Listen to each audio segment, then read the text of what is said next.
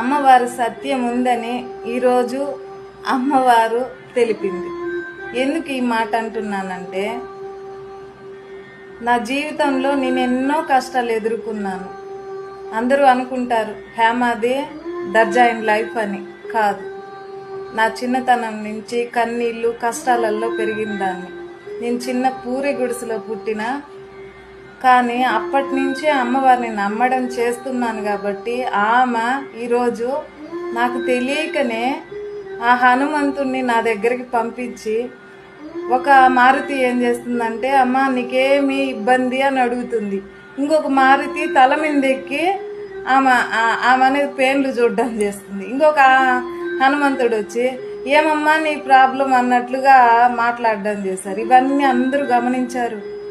ఈమె దగ్గర ఏదో శక్తి ఉందనేసి మాట్లాడుకుంటున్నా. నా దగ్గర ఏం శక్తిలా, అంతా ఆమె శక్తే.